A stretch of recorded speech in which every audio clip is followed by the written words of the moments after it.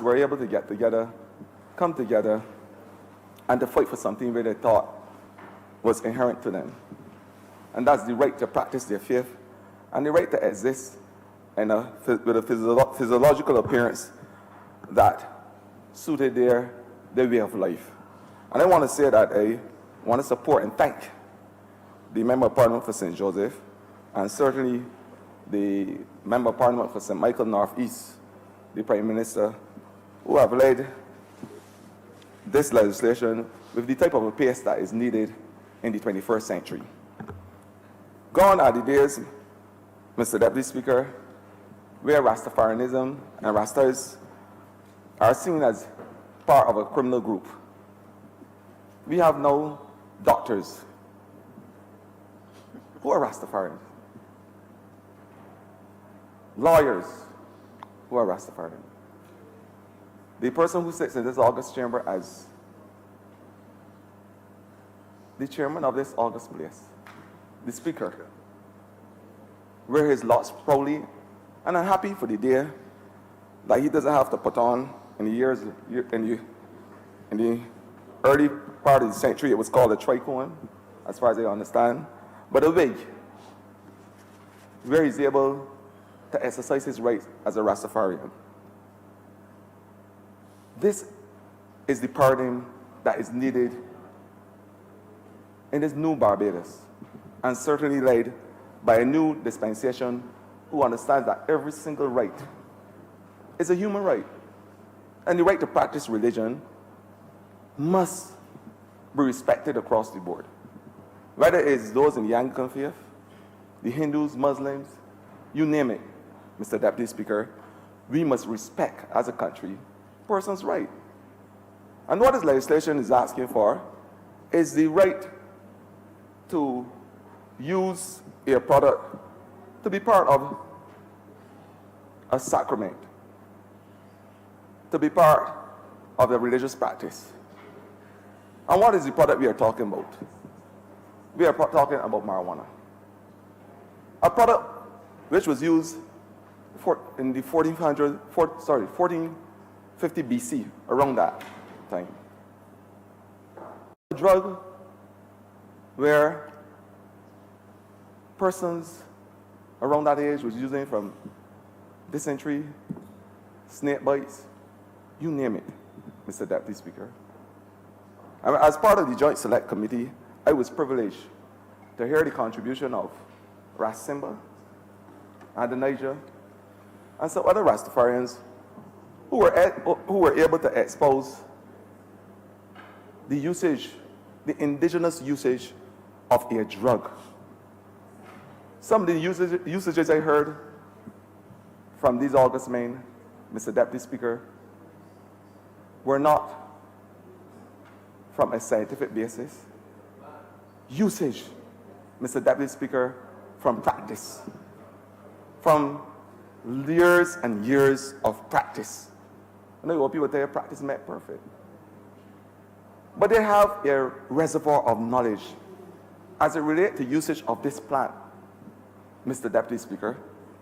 And they were able to eruditely articulate the usage and their usage of the plant over generations and generations.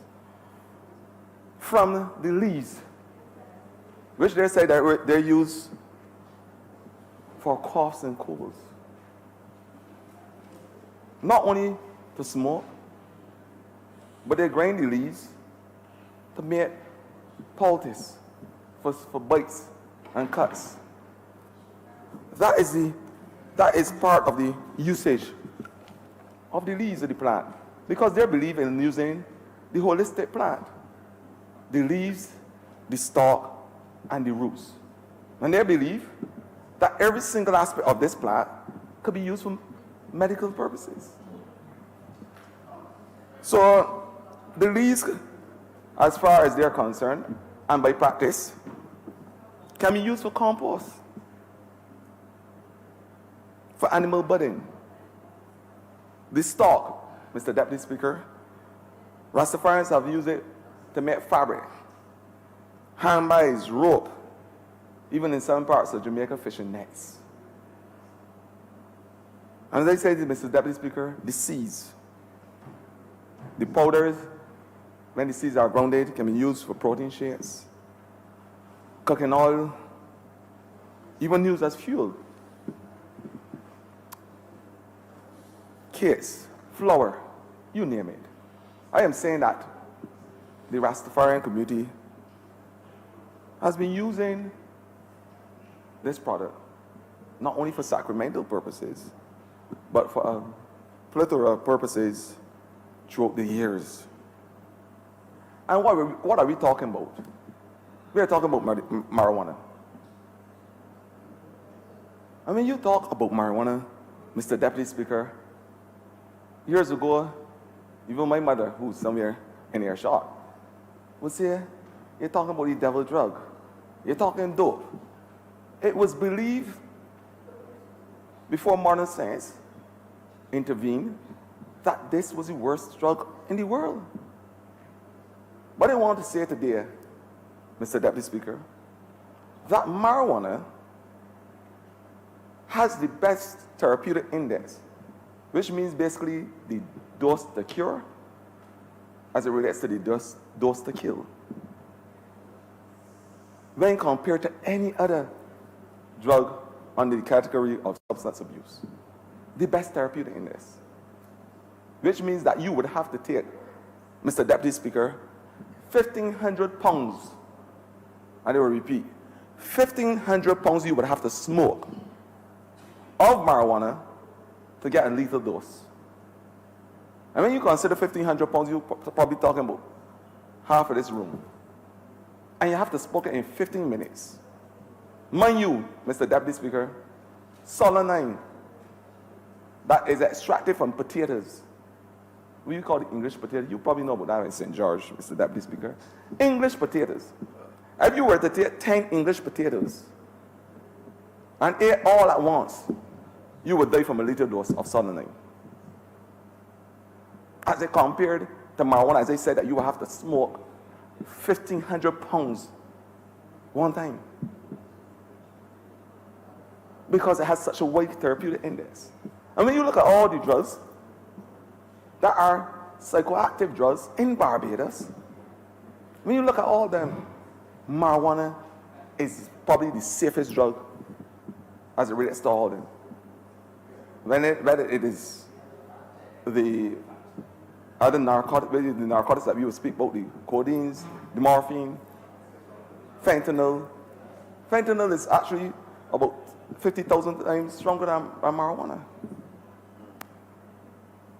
So when we look to enact legislation like this, we are talking about a drug which is considered the safest drug probably of all psychoactive substances in the world. You're talking about a drug, Mr. Deputy Speaker, that is safer than aspirin, no over-the-counter medicine. Aspirin kills hundreds of people a year. Aspirin, as we know it, not so with marijuana. And although I heard the Member of Parliament for St. Michael West and his contribution on the medical marijuana spoke about the report from the National Council of Substance Abuse, when they were talking about the cases there that had to refer to the psychiatric hospital, must I say that they had cases where persons were using marijuana, but when there were further investigations into these cases, we recognized the obvious. Marijuana was used in combination, whether it's in combination with alcohol, combination with other narcotics. And you will hear youngsters talk about the blackies, when it is mixed with cocaine.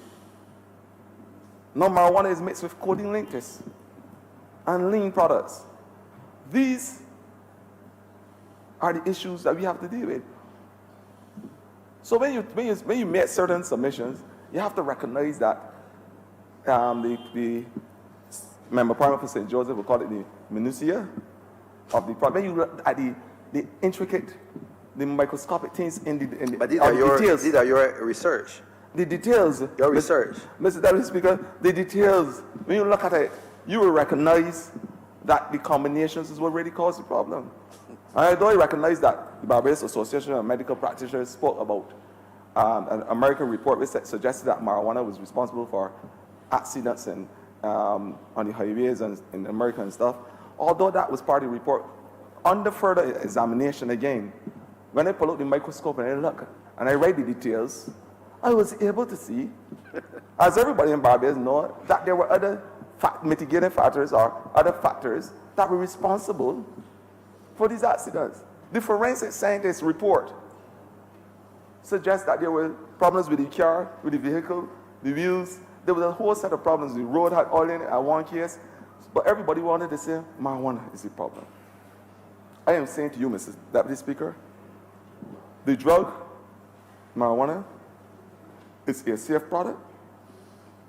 It has a lot of medical benefits. The AG went through a whole list of legislation as it relates to how he expects the Rastafarian Committee to use this product for religious purposes, in the same way that those in the Anglican faith, a faith which I grew up in the same way they would use the incense in their church. In the same way other faiths would use other things. And alcohol, when you talk about alcohol, Mr. Deputy Speaker, because the reality is that alcohol is a psychoactive drug as well. And the maladaptive patterns of behavior exhibited by alcohol usage far outdoes any person who smokes marijuana. And it's a fact. There is less inhibitions with alcohol use than marijuana use. And there's a fact. So when you see this antisocial behavior, a man who drink alcohol and get drunk, and you see the behaviors as it compared to a person who smokes marijuana, I am saying to you that we have a drug, Mr. Deputy Speaker, used by a community. There are certain regulations in place as it relates to its usage. There are certain laws as exposed by the Attorney General, recognizing, of course, that there are children involved. And as Minister of Youth, I recognize, of course, this part of the act. There is legislation as it seeks to protect the communities near schools. And there's a whole set of legislation that will seek, Mr. Deputy Speaker, to insulate the society from a respected culture and the practice of a group of people who are long overdue as it relates to be given the chance and to have a tangible and democratic state in this country. And I make no apology by saying it. It is high time persons recognize that they are part of our discourse. They are part of our culture. And I'm happy when they walk in to a doctor's office and see the doctor with Rastafarian laws. When they walk in this August chamber and they address Mr. Speaker with his laws rather than a wig. It is high time we have respect for other person's religion, their cultures, their norms, and we recognize that they are an active part of this society. Mr. Deputy Speaker, as I said, I intend to be short, but I want to leave in the words of Morgan Heritage himself when he says, you don't have to be dread to be Rasta. It is not a dreadlock thing, it's divine conception of the heart. Well, my heart certainly, and this government's heart, is behind this piece of legislation. And I want to say to the Attorney General, I give him my hearty support. Mr. Deputy Speaker, I'm obliged. All right. Obliged. Member for St. Michael South. Thank you, Mr. Deputy Speaker, sir. The honourable member before me, I intend to be relatively brief, but I felt as if I had to share my views on this matter and support the honourable member for St. Joseph and the bill before this House. Sir, as you know, there are many different religions. And these different religions have different practices. Some have more than one God, some have one God, Rastafari, one God in Christianity. Therefore, if you look at it as a principle, it's still similar because we also observe one God. There are many things that are similar to this religion, sir, that are similar to the Christian faith. In fact, sir, there are very few groups in Barbados who know the Bible as well as Rastas do. And I know this, sir, because during the course of my brief presentation, I will tell you about some of the things I did as a boy growing up. Mr. Speaker, This and confession. some that I did not do too. Is this confession today? No, sir, but confession, they say, is good for the soul. Though, sir, you are a man of great virtue, I do not believe this to be a church. And I will not do that in this place. But, sir, some people use marijuana or other things they consider to change their psychoactive state, and some people don't. Some faiths, sir, practice all kinds of things, sir, and some don't. I mean, they're different faiths. And we live in a world, sir, to be truthful now, that the first time I was in Boston, I recall I was on a bus and all the instructions were in English. Now you travel across the world, the instructions are in 2 and 3 languages because the world has now morphed into all these different things, respectful of the fact, sir, that people move, sir. And as we become more exposed to different people, sir, we become more exposed to their faith, more exposed to their religion. In fact, there are things that we now tolerate, sir, and I would like to think we move beyond just tolerating, sir, to genuine acceptance that we probably would not have accepted when we were younger. But when I was a youngster at the St. Michael's School, sir, there was a class, we had a biology class. And in that biology class, believe it or not, it was a biology class, but there was a presentation done by a young man who was also in the class, and he made a very strong argument for marijuana. We were about 15 years old, and I've never forgotten it. And he made a strong argument too for Rastas. And the interesting thing was that he was, sir, of the Muslim faith. But he made a very strong argument, sir, that I have never forgotten. And I would speak to that again too a little bit later. But, sir, there are these different faiths, and we know that Rastas use it as a sacrament. We know that, for the most part, sir, if you spend time with people who practice Rastafari, I mean real, genuine Rastafari, there is a discipline in the faith, sir, that is actually quite enviable for the people who are genuine practitioners of Rastafari. They're also pacifists, as you know, as the Honourable Member for Christchurch East just reminded me, sir. So, people may oppose the use of marijuana in faith because it is an intoxicant, and other people will embrace it, sir, for the very same reason.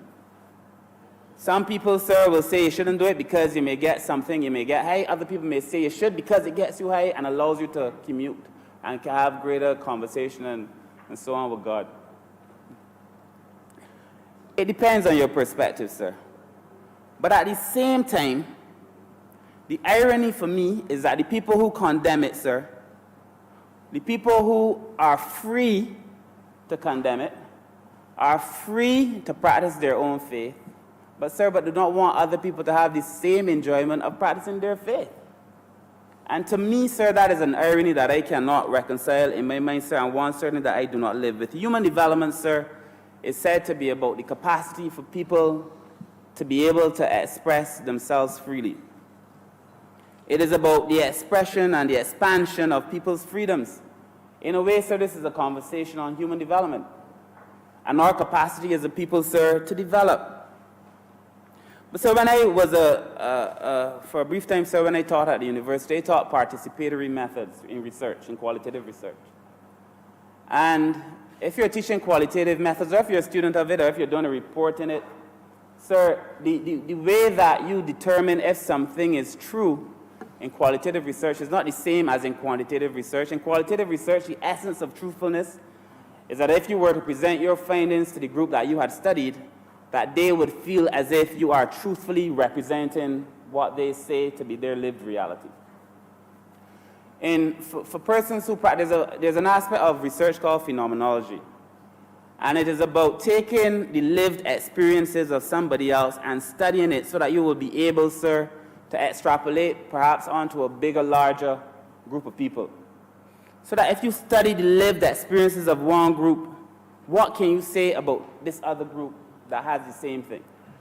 How truthful does this group reflect the other group?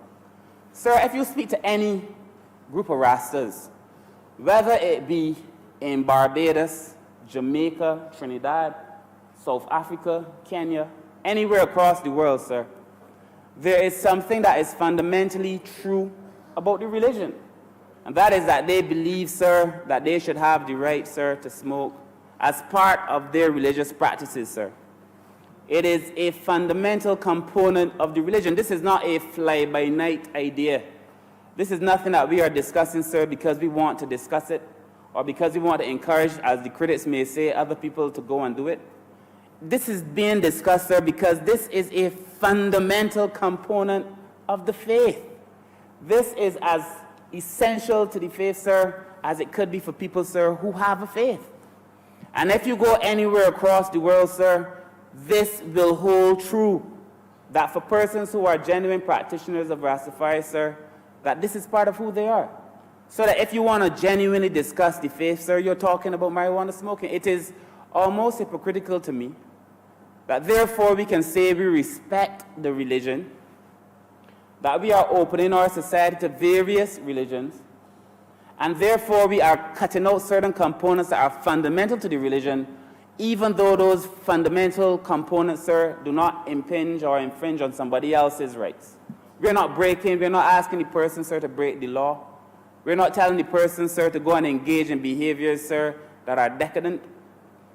We are saying as a fundamental part of the religion, sir, in any part of the world, which, as I said, sir, if you're using an approach that is based on phenomenology, it means that, sir, this particular group reflects the same lived experiences in all the other groups. Therefore, sir, on the basis of sociology, it is easy to see that considering that it is so fundamental to the faith, that it is important, sir. And that therefore, sir, the question is, for those of us who understand it as human development and people's capacity to be free to choose, we ask ourselves, sir, sometimes we must put yourself in somebody else's shoes. Put yourself in my place, the song goes, only for a day. And sir, once you do that, sir, you experience it completely differently. Because then you realize, sir, it is about a discrimination, it is about a deprivation, sir, that is fundamentally wrong. And that what we are seeking to do, sir, is to right a wrong. You know, they say today for me and tomorrow for you. I think the Latin is odi mihi cras tibi.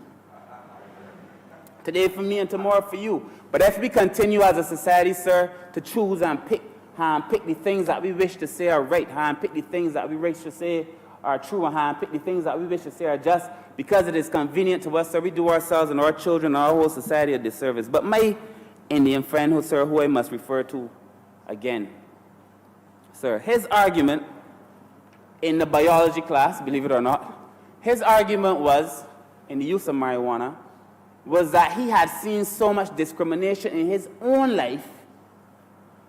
This is many years ago when we were 15. He had seen so much discrimination in his own life that he could not be part of any system that serves to discriminate against somebody else. Many years ago, sir, no, about 30 years ago almost, he had seen so much, this young Indian boy, that he could not be part of it, sir. And he was making a very strong argument 30 years ago before it became cool, because now it's cool. We couldn't have this conversation in here 30 years ago. It is okay now. Even though people may not agree, sir, it is a lot more okay today than it was 30 years ago, certainly. So he was ahead of his time. And in any event, sir, this thing is captured in our culture and in our songs. We sing loudly when Bob Marley is singing Kaya. All of us singing along, got to have Kaya now. And what we singing? We sing when Jacob Miller is singing his tunes too. We singing the same thing. Sir, we sing, I know the John Holt version, but I don't know all the version, but Police and Helicopter. Sir, if you continue to burn up the earth. Anyway, I'm just saying, sir, it's part of our culture. But these men have been on the outside looking in for so long, expressing themselves, sir, having to take a radical position, sir, over the years, sir, but all the time consistent. All the time consistent. Of course, now, our society has evolved, but God forbid that we should get Lil Rick or Peter Ram singing it, and we determine now that our children should sing their songs, sir. We can condemn them so fast, but we can sing it if Bob Marley sings it, sir. The point is, sir, these things are ingrained into our culture. People have been having to fight for their rights for so long. The Honourable Member for St. James Central, I think, spoke very briefly to Walter Rodney. I think I heard him call the name. Sir, I mean, we know, sir, that for the most part, that which we call Europe was built by Africa, on Africa. But yet, sir, until certain things happen in Europe, we do not think it is appropriate for it to happen here. We got to wait for them to say it is okay. When I was a student in London back in the early 2000s, sir, for a while they had moved marijuana from a Class C drug to a Class B drug, and you could have a little bit on you for personal use. They're still trying to figure out exactly where their position is on it, though. But I know when you make legislation, it has to be clear. So when I was a student, again, a few years later in Boston, quickly after that, sir, they allowed a certain amount for personal use too. All over the world. It is happening now, sir. We feel as if we could have a conversation, sir, because it is happening in different places across the world, sir. When I was young, this is my confession now, Mr. Deputy Speaker. When I was young, growing up in the Pine, there used to be a group, the Honourable Member for St. Michael East would know them. There used to be a group, there used to be about 13 men in a line. They used to call themselves the Benguis. And the Benguis used to trot in a line, you know. And they would trot in a line all through the Pine, all down through the Ivy, and go in the back in the hills. When I was very young, like 8, 9 years old, all the boys in the Pine would run behind the Benguis, wanting to be a Benguis. So we would call where you say, sir, we would trod with the Benguis. I used to trod. So they gave me, sir, and I'm telling you the truth, this is for real, this is real. They gave me what they call a staff, and I had what they call trotters that were made out of tires, They were made out of tires, the car tire. You used to cut it, and you used to put it on your feet, so you had a big... And I trod with the Benguis, sir. You know, could only go so far because, you know, it's back then your mother here, you trod with the Benguis, you're in trouble. But I trod with the Benguis, sir, and then these men would sit down and talk to you. And they would reason. And, sir, believe me when I say to you that as a young boy, the message was that you couldn't smoke. They were not offering you marijuana. They were not even preaching to me Rastafari. What they were teaching was blackness and understanding who you are and your identity as a black man. The real Rastas understand that, sir. So what they were teaching me was nothing to get me high. I mean, people fear that all of a sudden if you start talking to a Rasta man, that a Rasta man has absolutely no principles and that he wants everybody, child or not, to get high. That is nonsense. Because in my time walking with the Benguis, sir, never once. And you couldn't curse around them, you couldn't get on around them, you couldn't act up around them because there was a discipline associated with the genuine Rastafari faith. Nothing. So, Mr. Speaker, sir, I do not have to fear what people fear because I know through my own experiences, my own lived experiences, that it is not true. That just because, sir, we offer it for sacrament, that it does not mean that everybody is going to be offering marijuana to everybody else, sir. It does not work so. Well, I would like to think, sir, alcohol is available all over the place, and I would like to think a rational human being who is supposed to have some form of decency is not going to be offering alcohol to every child that he sees on the street. Because even though it is legal, sir, it is still wrong to give it to a child. And I would like to think that because all of a sudden that, you know, we've allowed marijuana, sir, from sacrament, that it does not mean people lose sight or grasp of all of their other senses. So I know from my own personal experience that is not the case. And, sir, I do not fear that. But if we need further examples, sir, South Africa last year, in September 2018, legalized marijuana for personal use. They did. And of course, there was some people who opposed it, but they felt that, you know, that they were mature enough as a society to be able to address it. And sir, we have to get to a point, sir, where these are the conversations we are having last September 2019 in Kenya. And Barbados now has a budding relationship with Kenya. But last September in Kenya, there was a young lady, 15 years old, who went to school, and on her first day, they sent her back home because she had locks. Her father tried to get some kind of satisfaction through the ministry. He got none. So he took the case to court. Sorry. And he took the case to court, and he argued that it was discrimination against his daughter because his daughter should be allowed to go to school. And they said, sir, the court ruled, I don't have the exact ruling, sir, but the court ruled, sir, that you cannot expel a student for dreadlocks. That Rastafarianism is a religion just like any other religion. And that the school acted in a discriminatory manner when they prevented the child from getting an education. So we understand, sir, the nature of that kind of discrimination. The court went on to say, sir, that the school rules are not meant to punish anybody. The school rules weren't there to punish and to discriminate against other people, and that there must be a balance between the fundamental rights of a human being and the school rules. Well, let the school understand that, sir, in Kenya. How can we not understand that in this country? That there has to be a balance between what we consider to be the rules of the country, sir, and the rights of a person. And that is the essence of the argument that we made. That is the essence of the debate that the AG led us with this morning, sir. And that is all that we are seeking to do. And of course, sir, there has to be a balance. We are not going to be reckless with it. We are not proposing, sir, to make it so that anybody could approach this thing with some reckless abandon, sir, and do as they like, sir. That is not what we are proposing to do. The court ruled in Kenya that the rule that she cuts her hair is intrusive to her religion and not justifiable in a democratic country.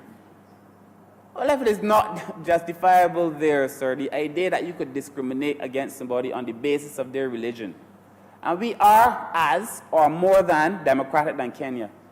Well, you can't discriminate against somebody here on the basis of their religion either, considering, sir, that we're not asking the person, sir, to break the law or to infringe on somebody else's rights, sir. This is not a case where it's a moral argument, sir, where we know some things are wrong.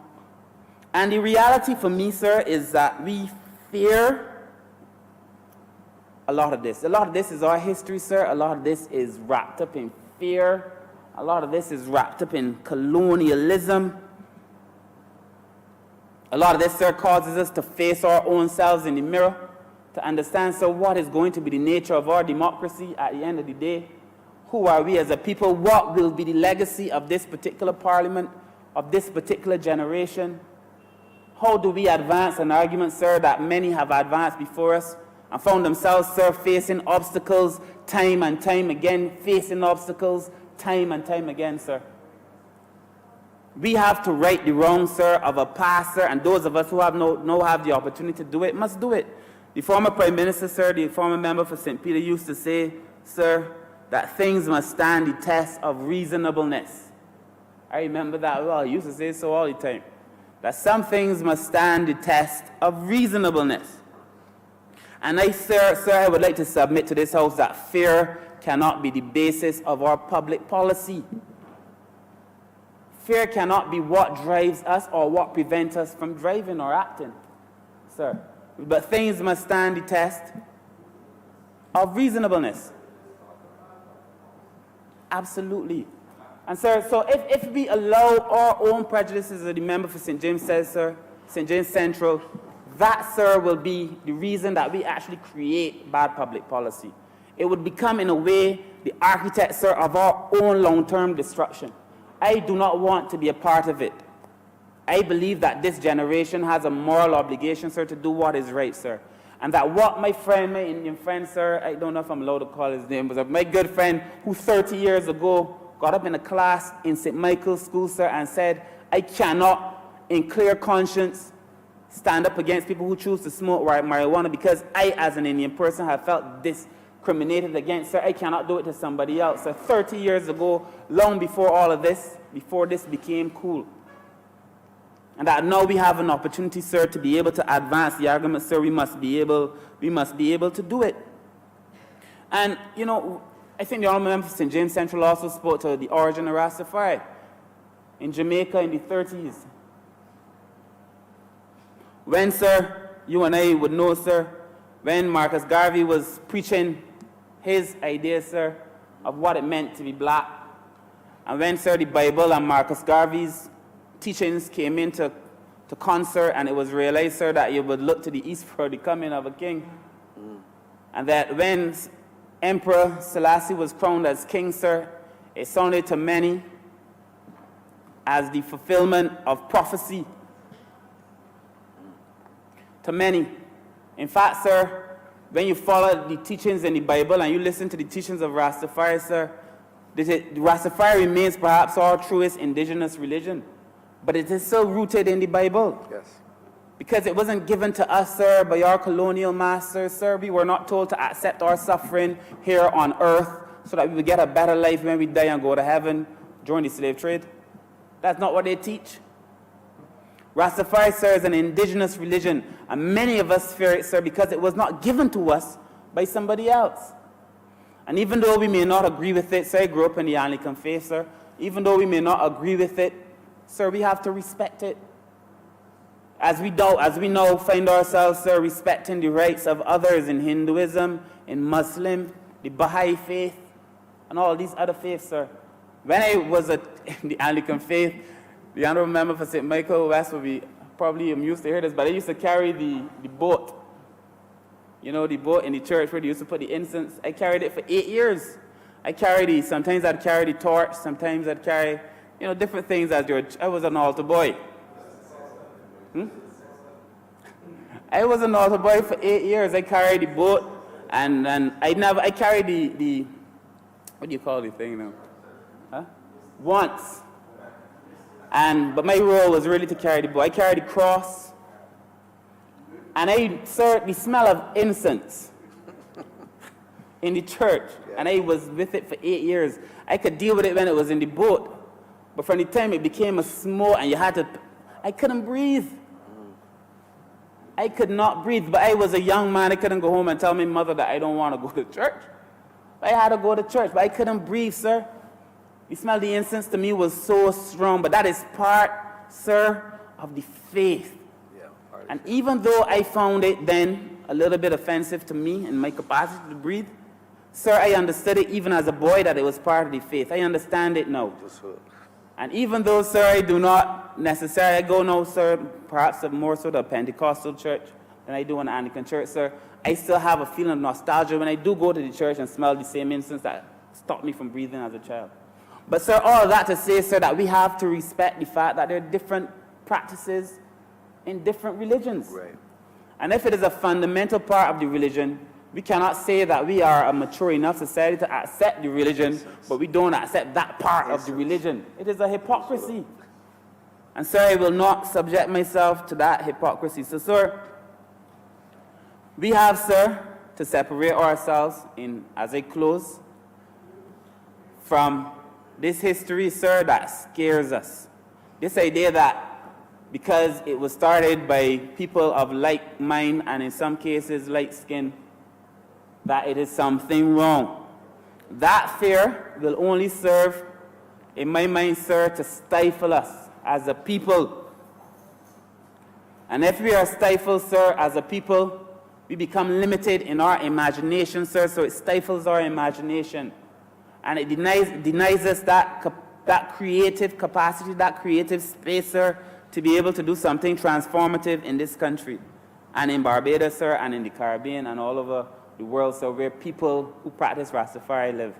I have, sir, no objection to this bill whatsoever. I understand the fear associated with it because I understand the history of it, but I do not agree with it, sir. I also, sir, understand people's other associated fears, sir, but I do not agree with them either because I do not think that we intend to be reckless in our pursuit of people's capacity to engage in smoking marijuana as part of their sacrament. So while I understand these things, sir, and I take them into context, sir, I think that we need to be able to have a conversation, sir, that is mature, that is in some cases, not all, but in some cases void of the emotional excitement that perhaps causes us sometimes to blunder. And to just have a conversation, sir, about what are we really doing here when we are saying that a group of people having something that is fundamental to their faith, having something, sir, that would be reflective of this faith anywhere in the world. Any sociologist would tell you, sir, that is the case, sir, that it is a true part of the faith.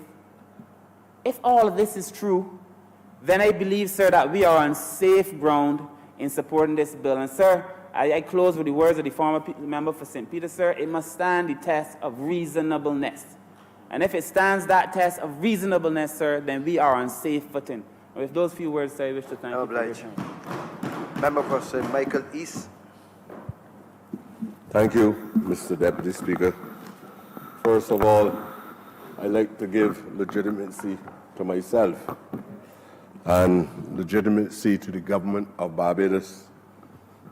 If there is one fundamental and progressive thing that this government has done, and if I say so, believe me, I believe it is so, is this government has gone on a journey of reclaiming and reconnecting our people to a history that has been distorted, to a history that has misrepresented everything that we are. Let me say this to you. My strength is in my origins. I come from the nigger yard of yesterday, and I remain constant and without doubt in the things that I say. You can keep judging me from here until eternity. I will remain unequivocal about my commitment to the fight for my people. From being perceived across the universe as inferiors, whether it's in Asia, Africa, the Americas, or the Caribbean, or Europe, I would remain faithful and committed to my loyalty to that fight. In this case, and I can't speak about religion alone, but let me start there in order that I can bring some clarity to the journey which I intend to take. Every body of spirituality that emerges from the Western world has found itself in constant conflict with Western mythology. And you know the distinction between mythology and truth and reality. A few years ago, the spiritual Baptists, which started in Fairchild Street, the bus stand in Fairchild Street, with Reverend Wright and the Honourable Archbishop Granville Williams, there is grace. There were many negative things said about the religion. And all the black people in Barbados denounced the religion as a cult. They call it voodooism. All kinds of negative things were highlighted about the spiritual Baptists. I look forward to the next step coming out of this legislature is for us to honor Bishop Granville Williams and to also respect the spiritual Baptist faith as well. And I'm going to go as far as to say that many parliamentarians, especially coming out of the pocket of Christchurch, owe the opportunity to come here as a result of the support that they got from the Spiritual Baptist Church in that community. Speak, my brother. The Rastafarian battle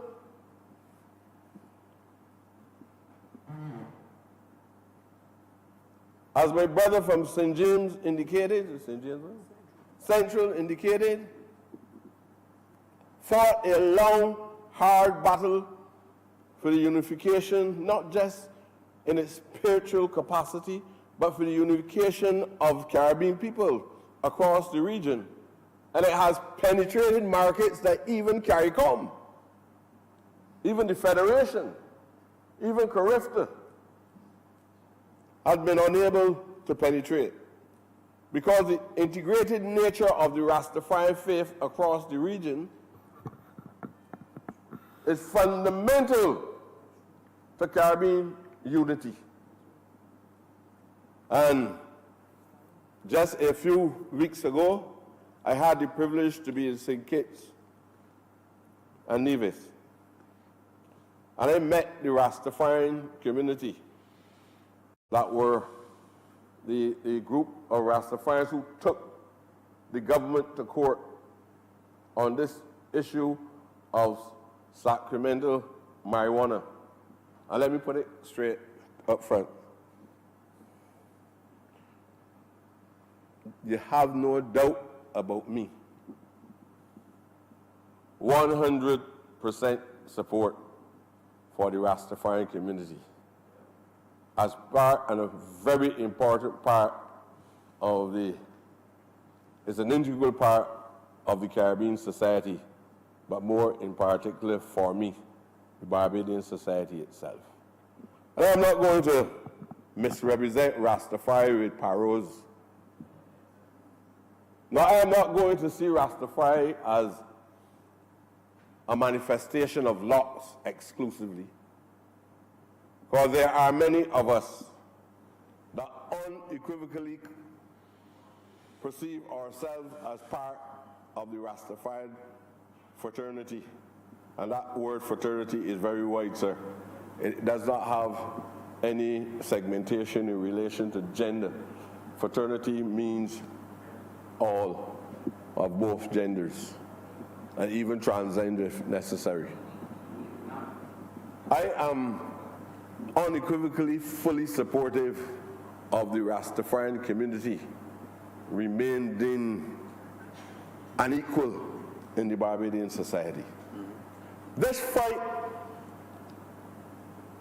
from my understanding, not what my party said to me, because I like to observe for myself. I heard the Honourable member using different terms, but he was speaking about participatory observation, which is a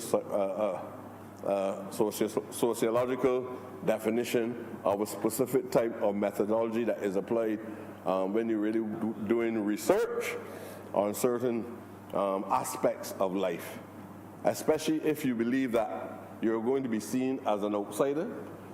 Sometimes you have to become an integral part of the unit in order to get an idea how the unit functions. You might say that it is misrepresenting, or you might say you're role playing, but the reality, sometimes you get involved inside the community. And the Honourable member for Southeast, South, and I know the member for Southeast as well, these Honourable members, I would like to believe, has had the experience of being part and parcel of that methodology, sociological methodology called participatory observation. So they speak with a sense of first-hand information. I have had the privilege, not just as a Rastafari, but as a Pan-Africanist. All Rastafarians and all true Rastafaris are Pan-Africanists. Philosophically, we are all grounded in the same faith, because Rasta is a religion, Rasta is a social entity, he exists, he's a cultural entity, and just like Islam, he's also an economic entity as well. So there's a holistic understanding of what the Rasta faith is all about. It's what it's all about. And we have struggled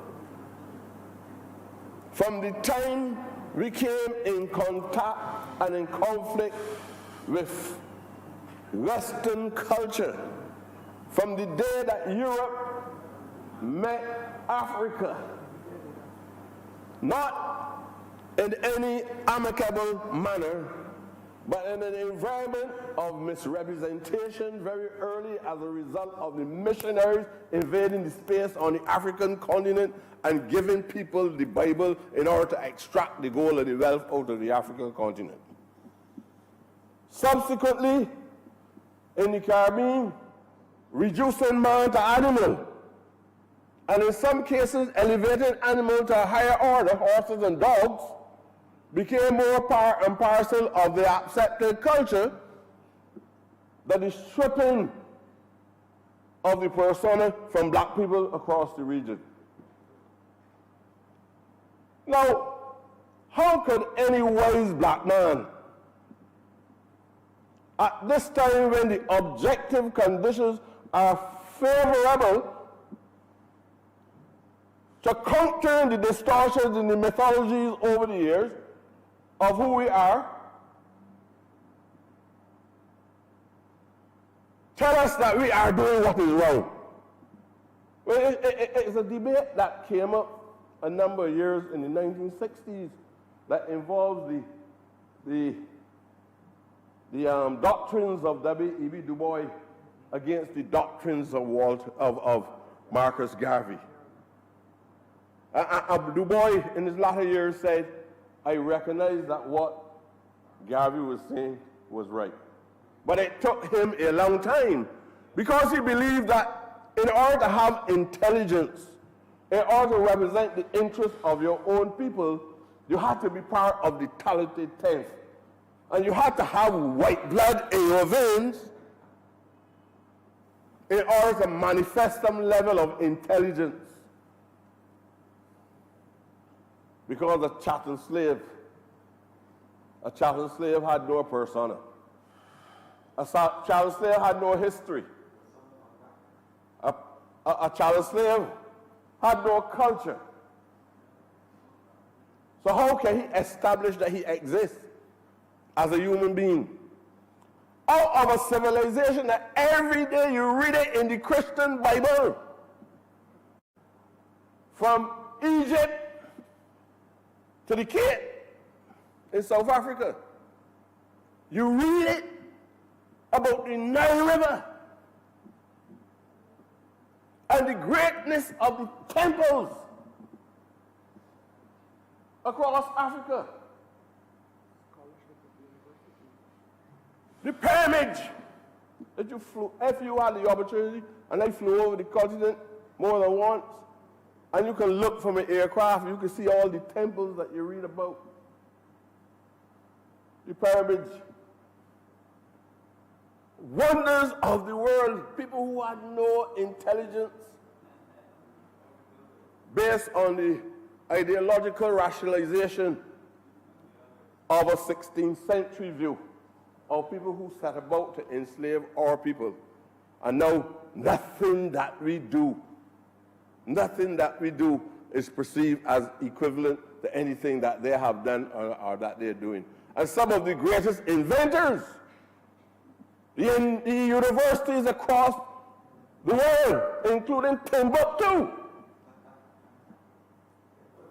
sell foolishness to people. So much that people tell you, man, you must be from Timbuktu. Not even know that Timbuktu exists. And that's one of the oldest universities on the face of the earth. That level of backwardness was part of our acculturation. That was part of the stripping of our people. You have a black country with over 95% of its people of African origin. Don't mind this talk about brown skin or who is mulatto. Black people! Don't mind the yellow skin ones. Black people. That's what they are. Boyhead black people, Mandingos. My friend from Christchurch, the Honourable Minister, has no doubt that he's a Mandingo man. St. John. self-accepted, right? And we have no Negroes or we have no niggers in here. We are African people. Nobody can inferiorize us by giving us those names. It is a trajectory that this government has set on to bring a sense of dignity. Not only the right to be able to use marijuana, cannabis, whatever title you choose to use that you consider to be palatable to the Western world and to the Afro-Saxon within the Western world, who believe that if they say that something is right, it is right, but if you say it is right, you're not right. Not these people. These people like to dictate our lives and determine for us who we are. And that's why a lot of them, unfortunately, some of these singers, the top artists in the world, keep calling themselves nigger. Because they don't even understand who first used the word nigger. And they got people say, I'm a nigger. I ain't a nigger as a black man. I ain't a Negro neither. I'm a black man, an African black man. Man, know thyself. And that is why the Rastafarian movement is well grounded in the thinking of Marcus Messiah Garvey. Black man, know thyself. And unfortunately, and I am hiding it, race first. We're not contemptuous against anybody else that exists on the face of the earth. We're saying give us our space and give us our right on the earth itself. And if I am to respect your Western religion, then you must accept, even if it is grounded in creolization, even if it is born within the Caribbean, even if it is not of African origin, it is what we have made it to be. And we believe that it has a strong grounding within the African diaspora itself. And I'm not going to just, and I tell you this, you have a stronger commitment in other Caribbean countries, in Haiti, in Jamaica, in Trinidad and Tobago, to the Orisha faith. The Orisha faith is well respected in those countries with either a slight margin below the Asiatic community or a slight margin above the percentage of the Asiatic community. In Barbados, with 95% black people out of the African continent, no doubt whatsoever. People don't even know what's Orisha. They talk about Shango, but they know nothing about the Orisha faith, no decoration. The Orisha faith, it is a faith. It is a faith, no Orisha decoration. I water down Western views. And the reality is, sir, we have had a long struggle. And I want to thank and honor all of those persons who struggled over the years. That Newton burial ground. I'm going to make mention to some of those people because I'm going to get back to Newton too. But those people that you once denounced as unworthy of recognition, even to the point where you relegate them to being criminals. Are you not proud of yourself that today, General Busser, that you denounce as a people, after the revolt in 1816, today these same black people who condemn Busser and who struggle in order to establish by producing all the required documentation, all the research from South Africa back to England in order to prove that Busser led a revolt in this country. And a non-black man took the other side and started to capture the minds of many students in this country by talking about Washington Franklin, a man who was disenfranchised from his family's wealth and joined the revolt of the 1816 revolt. Long before the British talked about emancipation, we were out in a struggle. And people sacrificed their lives for us. We now make them heroes. Garvey, who was perceived as a criminal, they say, that he was taking money from people on false pretense, owning ships and establishing printeries. The anti-black blacks is who undermine Garvey too. Not just white people undermining blacks. Blacks undermine blacks in the whole history of our country. Garvey is now a hero. Quislings. Some people call them nincompoops. We had Clement Payne. The immigration department, the law courts, all kinds of people do everything. Get rid of the man.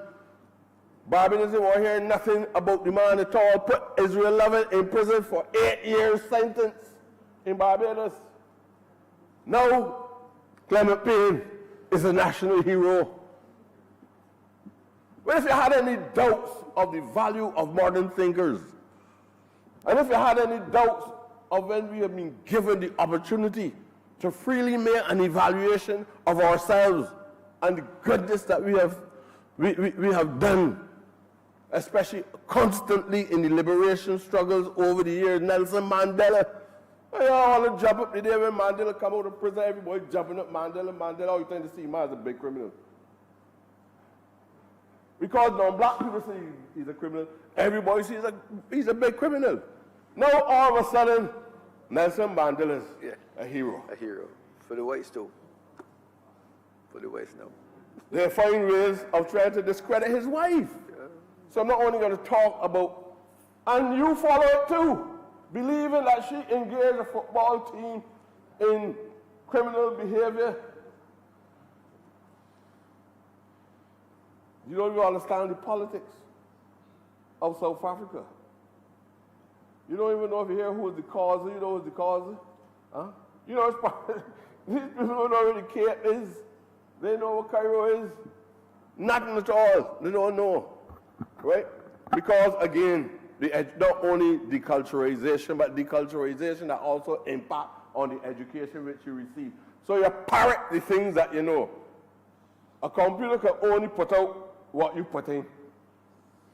There's no creative thought in a computer. Some men act like computers.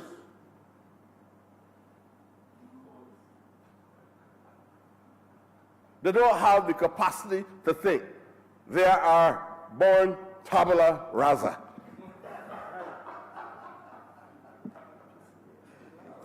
Blank state. But you now see a government that you must look, the Mayoralty government is the greatest government in the history of the Caribbean. I say that. Whatever the future holds, to take this courage, serious, to go to Newton Bangor and remove the remains and the fossils of our people from the African continent. It generated a debate on how do we know that these people came from Kenya. Well, they only had a Kenya after 1884. You ever hear about the Berlin Conference? The partition of Africa? Africa was Africa. And the British and French slice up Africa and get some little token places to places like Holland and Germany. And all it was about. And you know what the history book said? I don't know if they tell the truth because we were not writing our own history. Ajay and Crowder and these persons produced some good material. But the other people who wrote our history, and the Rastas always say their history, his story, so I'm going to tell you Rastas sound philosophically. His story, which you feel is clungy, but it tells you something about the thoughts of the Rastafari community. He wrote our story. And that is why we had to get there until we get to the stage where you had a Dr. Hilary Beckles in Barbados, who is now writing the world history that will include our story.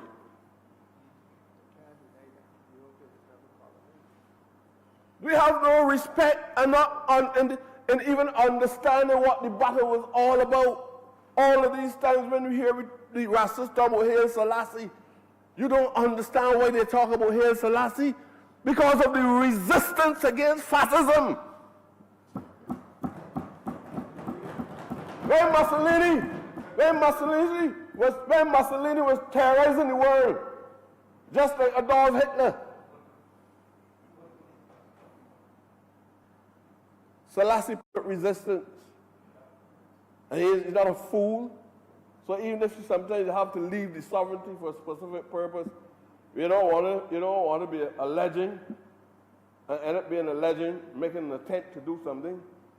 But Ethiopia remained non-colonized.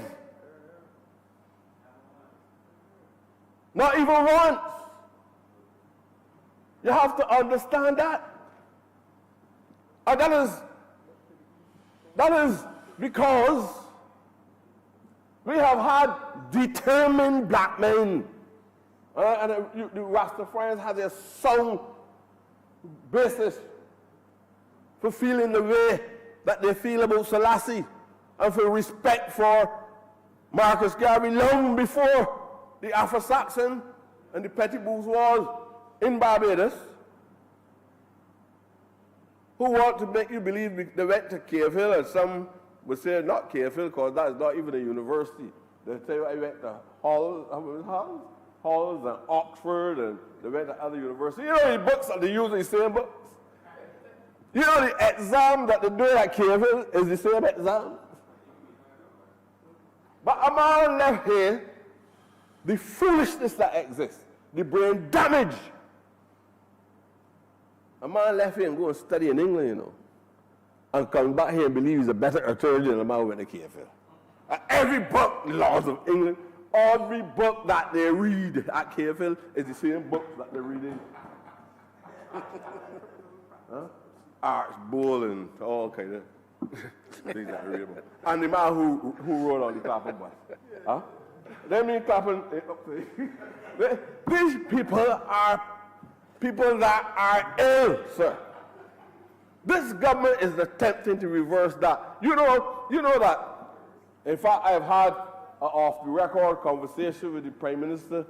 I told her about how I feel to see her enthusiasm and our effort to reconnect us with the African continent. And I feel very strong about that. And she didn't travel with men in cufflinks and bow ties. She took members of the Rastafari community. I was not so privileged, but I've been there before. I'm not worried, right? But I want my brothers and sisters to understand what the continent is all about. I don't want them to have a reflection of Tarzan and Boy. So when I go to Ghana or go to Nigeria, and you see cities that are well developed, and you meet some of the best intellectuals in the world coming out of these countries, universities, black men with wealth, it removes that mythology that I'm talking about that you happen to read and you happen to hear about in the Western world itself. And we'll be doing a lot of reclaiming, a lot of reconnection with our brothers and sisters. A few years ago, even in the Pentecostal churches, in the Anglican churches, you can play the drums. You can play a drum. Nobody in Barbados hardly knows anything about a drum unless you use one of the European drums that is played with a big stick, right? And now people are talking to you about djembe and all different types of African drums. And the church is playing the African drums as recent as this 21st century. They stopped drums from playing in National Stadium. Black men in power and women, stop us from playing drums in the National Stadium and at Kensington Oval. But it's back again because a sense of consciousness of who we are. I was once in, what country is it now? Huh? I can't remember what country it is. In Canada. And we were supposed, I was with a dance, with a whole cultural group dancing and drums.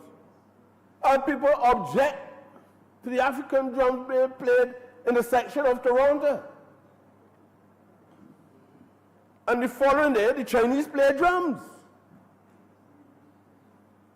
So we reclaiming our space too. Go in the registry now and see if you see anybody named Trevor Preston or Kurt Humphrey or Kerry Simmons, sir. I just draw examples, not referring to anybody in the House Assembly, right? But if you go down there, you can see names that are Ashanti names, Fulani names. You're going to see names of African people. But if you had named your child prior to the 1960s, Kofi or Kintakun, no, Kintakuna.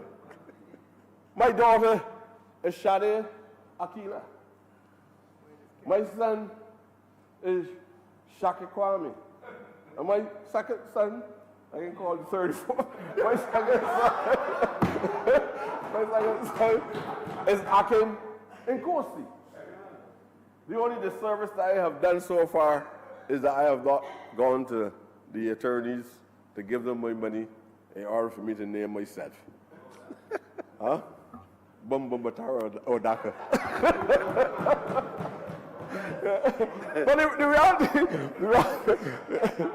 Member has 5 more minutes. yeah. So the reality is that, and I know that Farrell used to say, Farrell, we have come a long way, sir. We have come a long way. And I don't believe, as a matter of fact, I believe that the government, obviously, we live in a real world. And only this week, I met Rassam Simba, and I've been talking to some of my Rastafarian brothers. I told them that I would not like to see the government of Barbados, they had a discussion with me, having to honor this right, this human right, and this constitutional right as a result of any of us having to go, or any of the brothers and sisters in the Rastafarian faith, having to go to the courts for a judicial decision on the grounds of the acceptance of the Rastafarian group as a faith-based organization. The problem that occurred in St. Kitts is that the Rastafarian community was hoping that the state, the government, would have made the decision. We have made a decision, in my view, at the highest court in the land. This is it here. For me, not the Privy Council, not the Caribbean Court of Justice, not the High Court. This here, for me, is the highest court in the land. The Governor General has certain rights. You know, we should be walking around asking for no pardon for any man who's smoking something as big as this. It's a tradition. It's a tradition among African people. It's a tradition among South American people to smoke cannabis as part of the religion long ago. The Western culture placed a ban on the smoking of it. The Maya, the people in Mexico, smoke it. People in Asia smoke it. And they even believe that it does not only have sacramental value, but it has, even from the smoking of it, they believe that it also has medicinal value. And they believe it's also for healing. And if you understand the African culture well, the elder sometimes is also the person who is a faith healer. And the elder sometimes be the medicine man or woman. But because you will be so deculturized, you believe that the things that we do had no meaning, yet it had all the greatest empires of the world. All the empires, the African people, when we down here talk parishes and a state and all of that, you're going to read the Bible and we'll say about this empire. You had empires running from the top in Egypt right down the west coast and inland. Sokoto, Caliphate. All of these people. You had Islamic infiltration early. But the reality is that if you know your culture, you don't get surprised and shocked when your children ought to be learning it. You ought to be learning it. Don't talk from a background of deculturization. Don't talk from a background where we feed you what we want you to believe. I mean, Sparrow, these people was talking years ago about teaching children about a cow jump over the moon. They talk about mythology. And you believe that because you can retain these things that you're bright. And it has no utility value. It cannot be applied to nothing in reality. Because you know it's total ignorance. A cow cannot jump over the moon. But you learn that and believe that you were bright. Humpty Dumpty. And some of you there, Alice too. Huh? And you want to learn and read stories about Swan Lake? Huh? All right, wait a minute. And about the Three Musketeers? And you learn about Open Sing Sing and all kind of foolishness you learn. And you absorb all of these things and everybody feeling bright because they read Jane Eyre and Animal Farm. Tell me what any of these things, tell me the relevance of any of these things to these early people who claim to be Barbadian scholars. They cannot contribute anything because their heads are clustered with foolishness. And this government has used its education in a wise way.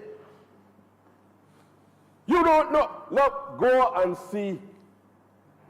And the Prime Minister has given me the assurance that we will make sure that all of those brothers and sisters, the ancestors who are interred in the lands at Newton, she has given me her word, and myself and the Minister of Tourism, who is to my right, we are going to visit those grounds. Well, it's a little patch in the middle of the Union ground that the journey into the way is more discouraging than anything else. And all that is held on it is a piece of plywood marked Newton Burial Ground. We have not even the most official ceremony that those persons have been given is when the remains, the fossils, and the materials that derived from the land was taken back to the people of Guyana, and they had a ceremony. Those people had no ceremony. They was just thrown into the earth. And all these people that are priests today never even thought that, you know, if it is true, the archaeologists went there, unearthed it, found the fossils, and conclude it is one of the biggest slave burial grounds. I don't like to see a slave and it's enslaved, but slave burial grounds in the entire Caribbean. You don't know what else is there, you don't know of artifacts there. But nobody never went up there and said, well, look, let us have a little ceremony and give your ancestors, your brothers and sisters, an official ceremony and talk about resting in peace. Nobody never thought about that. So you don't have a body of persons. I was so proud today because I wasn't too sure if we were going to speak on this because it's a press could get always say so. But I was so proud to say it today. When I saw every man, let me speak? Unfortunately, no women. I hope that women will say something because there's a lot to be said about the greatness and the contribution of women in the struggles over the years, even on slave ships. Nanny Gregg, a whole set of people. I will hope that at least, if not now, at some point, I will hear the perception of the representation of the female view on the importance of recognizing the Rastafarian brothers and sisters as a faith-based body. But I don't want anybody to believe that is a faith-based body, but it is disconnected from all the other aspects of life, like religion and culture and things like that. You hear the creativity of the Rastafarians in the production of music. You have attorneys, doctors, Okay, member, just wait up now. that are Rastafarians. So all I'm saying to Yes. you, sir, and I thank you for the time that you have given to me. All I'm saying to you, sir, if you look, you're going to see a trend. The government is consistent. Exactly. The government is on a course. The government is on a course, and you can look back and see what we have done in Over a the years, positive yes. light. We're not talking about putting stones on top of each other and building something and call it development. We're dealing at this point in our history because of our economic constraints as well. Not only because of that, but we are also dealing with a sense of consciousness of our people to at least let us find a space in the body of civilization that we can be counted like any other group of people from any other ethnic background or any other origins as civilized people in the area of national development. Thank you very much. Great. Member for St. Michael West. Thank you very much, Mr. Speaker. Just perhaps a few words, which I would hope will be taken as relevant and worthy of consideration to add to the debate today. The reason I sit over here, Mr. Speaker, is because I believe in and appreciate very much the value and the ideals of our Constitution.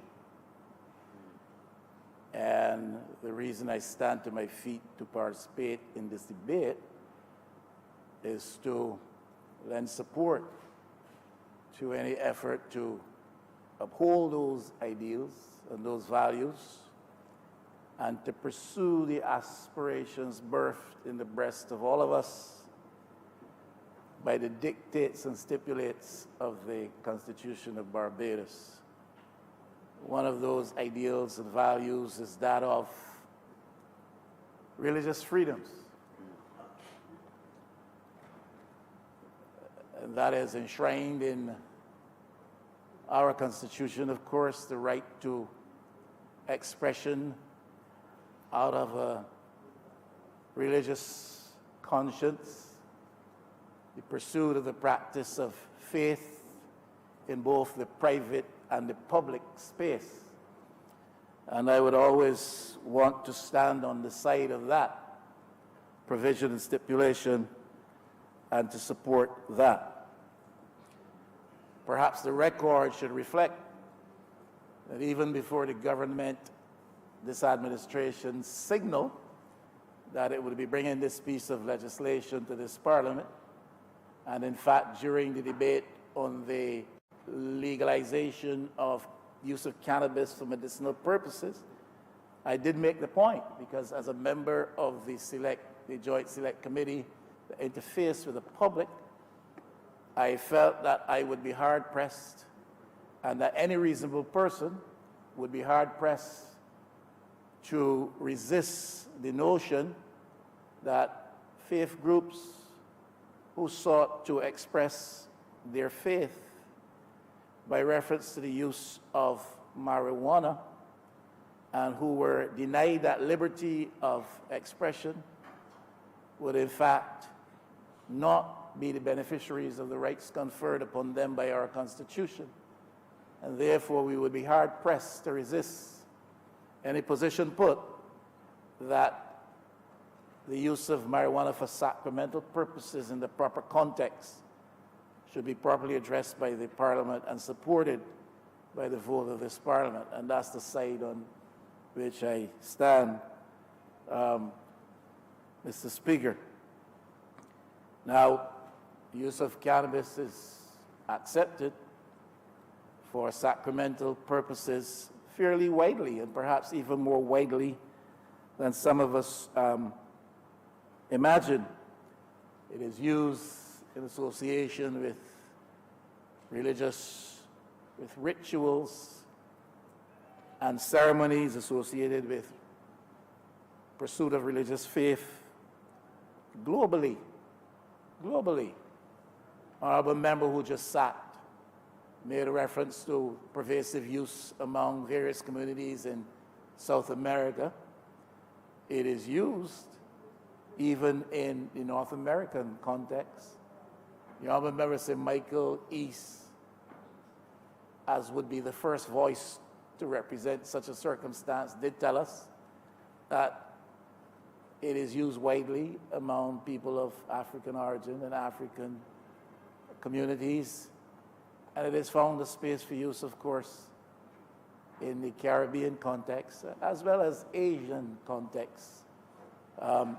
If we would check, we would find that the research would suggest that Asian, as well as Middle Eastern, and some wider Afro-European areas as well.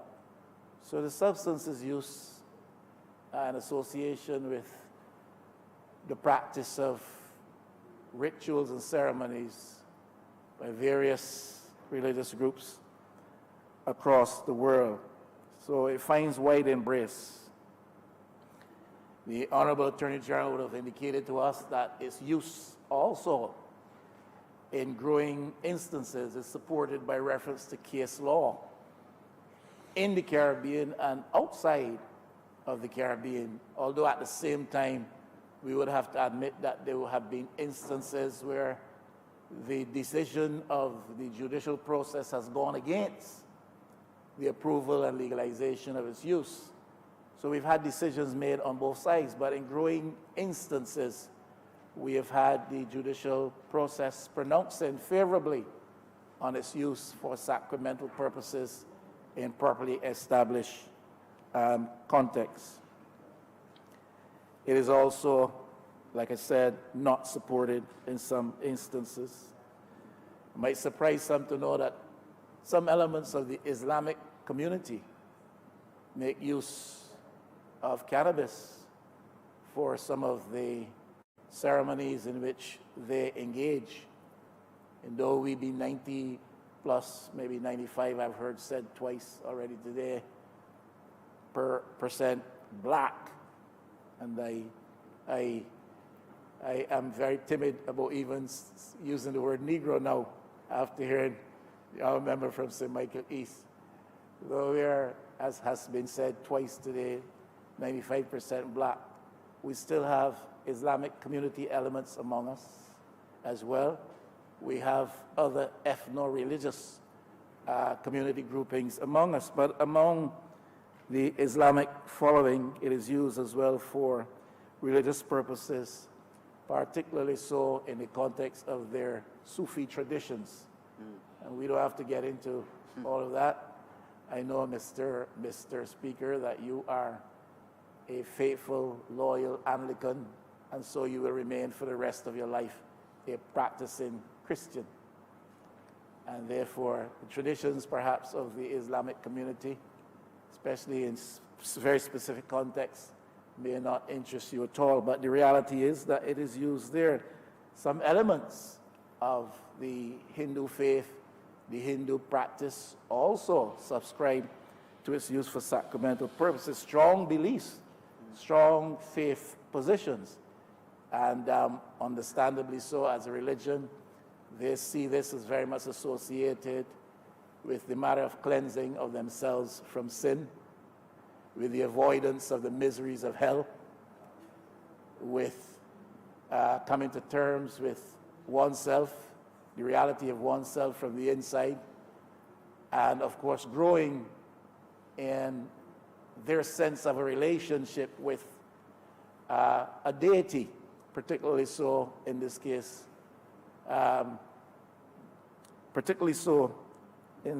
one particular deity, the goddess Shiva. Again, Mr.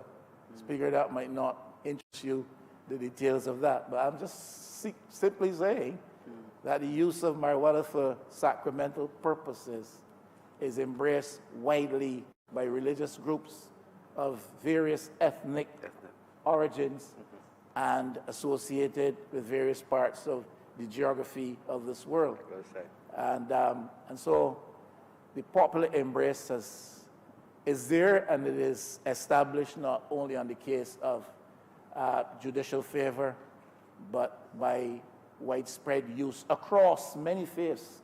And many of those faiths are established religious faiths with millions of followers or congregants or disciples across the world, Mr. Speaker. Indeed, in terms of the Hebrew and Jewish culture, and in the context of biblical literature and biblical writing, there are divergent views as to the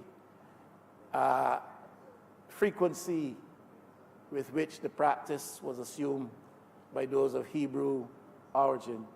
There are differences of opinions with reference to some of the writings in the Old Testament of the Bible, which allude to various anointings and stuff like that of oils and that type of thing, and various plants. And it is interpreted by many scholars to suggest that the plant of which they spoke is the plant with which we associate marijuana. But of course, those views, as I said, diverge. Now, genuine Rastafari practice gives expression to sacramental use of marijuana, and I suppose that that is why we are here. They make obvious and frequent references to the tree of life, of which, with which this plant is associated. They make references and engage in practices which involve the use of the chalice. So it's not just simple smoking, as was said earlier, but involve the use of the chalice for meditative or meditational purposes, to get a better understanding of one's inner self, to get a better understanding and a better consciousness of the universe, a better understanding, a better consciousness of God, their God. And they see the herb as the key to unlock the door to this better understanding of those things. It is in that context, therefore, that I would want to set the stage for the rest of what I say by simply beginning in those terms to say I stand to defend that which the Constitution of Barbados prescribes, and I stand to support this initiative before us in terms of a change of law, introduction of law that allows and provides for this use legally in a properly managed context without being intrusive or overly intrusive on people's right of faith practice. I would have to say, Mr. Speaker, though, I do not support the provision in the bill that allows for cultivation of the marijuana plants at the places of worship. So I want to be clear, because people tend to hear only on one side of the head and not the other side. So full hearing is not given when certain people speak. And I'm saying I support the bill that intends to legalize the use of this substance for sacramental purposes. I'm saying I do not support the provision that those who get a permit for its use and who are charged with the responsibility for ensuring that rituals and religious worship exercises involving its use are properly conducted without the law itself being overly intrusive. I don't support the view that they should be allowed to cultivate the plant at the places of worship. And simply put, Mr. Speaker, for several reasons, the government is about to pass legislation that will allow for the wide cultivation of marijuana in Barbados for medicinal use purposes, so that cultivation of the plant is being provided for under law already in Barbados. And I believe, I would presume, that to the extent that cultivation becomes a legal business in Barbados, one who wants to obtain marijuana for use in ritual ceremonies associated with the practice of faith and worship would not have to find oneself going through the back alleys and resorting to darkened corners in the shadow of night to obtain the plants. I don't support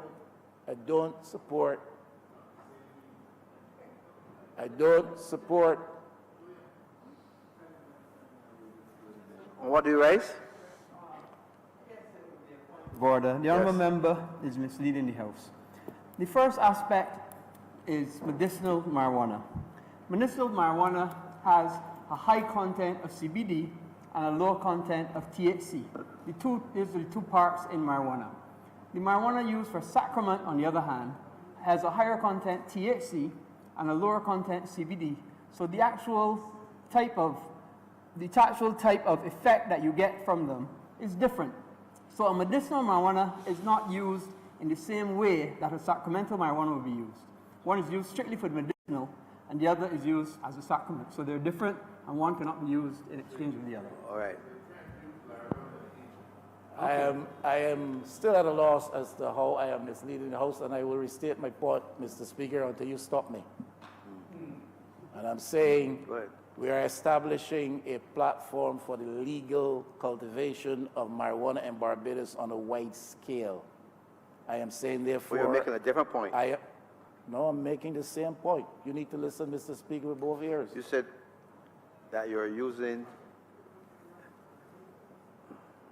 Continue.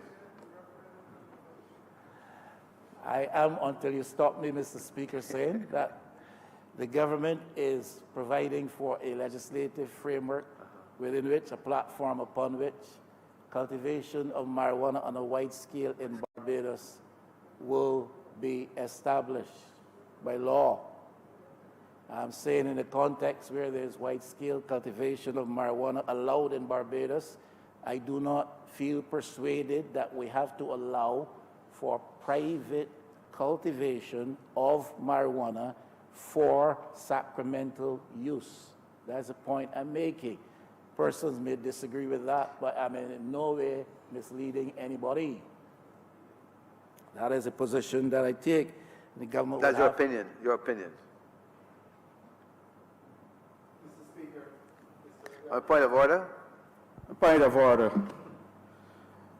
The honourable member is misleading the House by seeking to convey the impression that there will be wide-scale cultivation of marijuana, one. Two, Mr. Deputy Speaker, you cannot allow for the cultivation of marijuana for sacrament within a broad framework that would capture marijuana use for scientific purposes. And I think the Honourable Attorney General was very clear in making that distinction this morning. Okay. Continue, member. Yes, indeed, Mr. Speaker, we can go back and forth on this over and over again. And I'm saying, Mr. Speaker, the government, the administration that forms the government today is providing the legal framework within which marijuana for medicinal purposes, marijuana for a medicinal industry in Barbados will be cultivated widely in Barbados. Therefore, Mr. Speaker, marijuana plants will be grown widely in Barbados.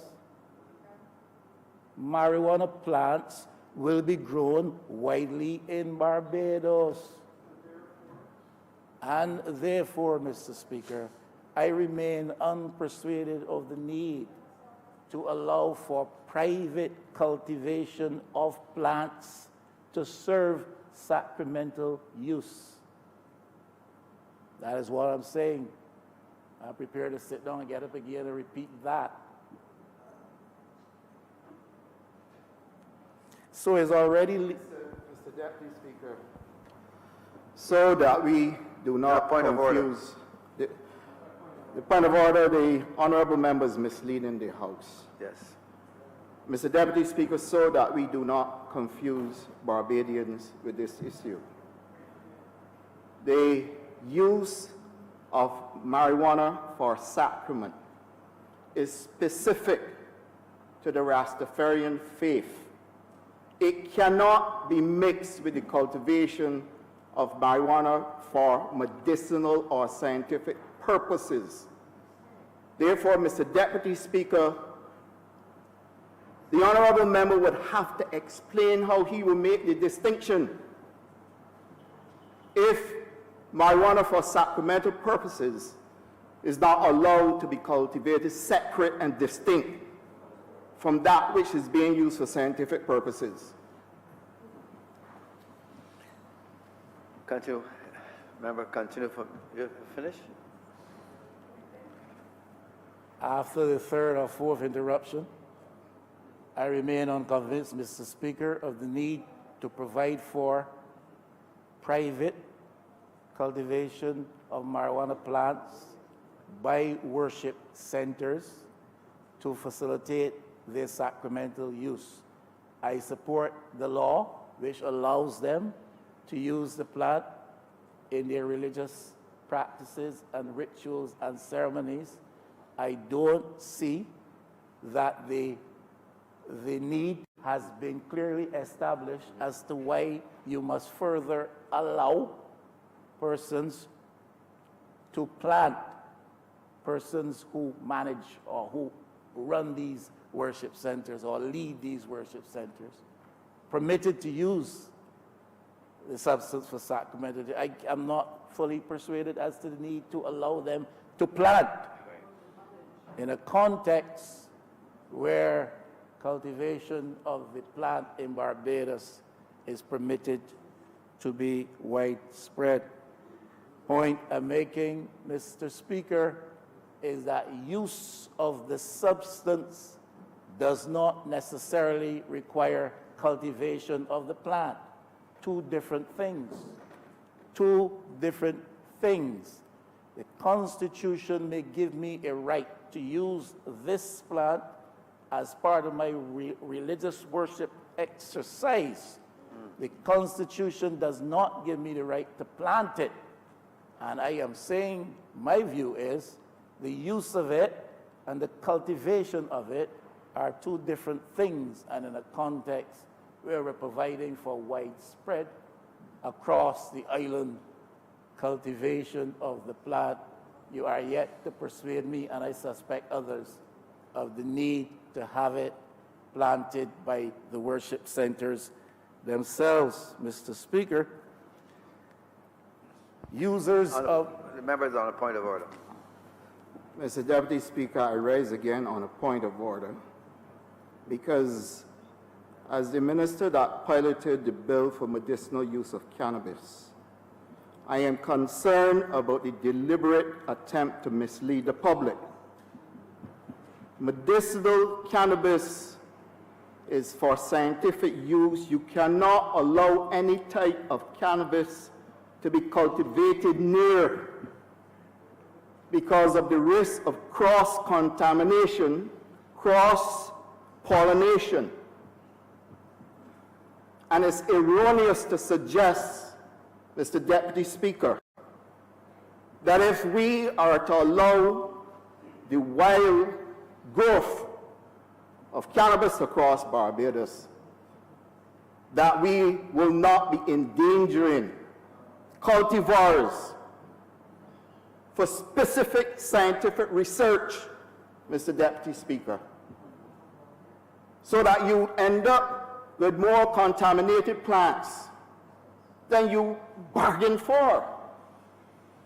And so it is a complete and deliberate attempt to mislead the public, Mr. Deputy Speaker, and I wish that the honourable member would cease and desist.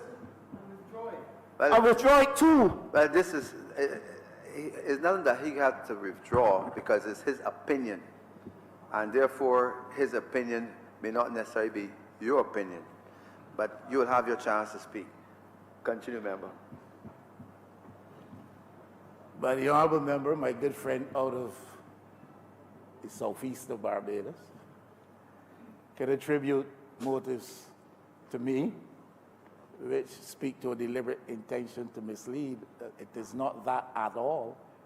All I have said is I remain unpersuaded fully that there's a need to allow private worship centers to cultivate their own stuff in the context where you are allowing for widespread cultivation across Barbados. You have to manage that process. All I'm saying is that I am not convinced that need for this provision. That is all. And if anybody else wants to get it, please do. All right, just continue. Because I assure you I will be back. Point of order. No, the honourable member continues to mislead the House. And I was trying to see if I could think of an example that he is trying to make. And it's almost, the best example I could come up with is using isopropyl alcohol is an alcohol that is used to sterilize things, used in medicine. But nobody's going to drink it, Mr. Deputy Speaker, because even although it is alcohol, it is not used for the same purpose as whiskey or vodka or gin. It is used for a specific purpose, which is to sterilize instruments and to use as a liquid sterilant or antimicrobial agent. But nobody's going to drink it. So in similar instance, when you use medicinal marijuana, it is used for a medicinal purpose, Agreed. not for a sacramental purpose. So therefore, those who grow marijuana for medicinal purposes use it for the medicine aspect only, because it's high in the medicinal content but low in the THC content. Similarly, those who grow sacramental marijuana are not going to use it for a medicinal purpose, because it's going to be low in the medicinal opportunity but high in the THC content. So you cannot use them interchangeably as one and the same. Even although it may be the same plant, the content, the molecular content of the plant is different. So you cannot use or interchange what is medicinal marijuana for sacramental purposes, or vice versa. You can't take the sacramental and try to get the medicinal aspect out of it, because the percentage of the CBD is lower. So the honourable member continues to try to mislead the House, and by extension, mislead the public of Barbados. And I would ask that he defer and remove and withdraw this from the debate that we have today. Okay, let's continue, please. Let's continue. Go to the next point. No, Mr. Speaker, I'm not going to the next point as long as members persist in coming back at me.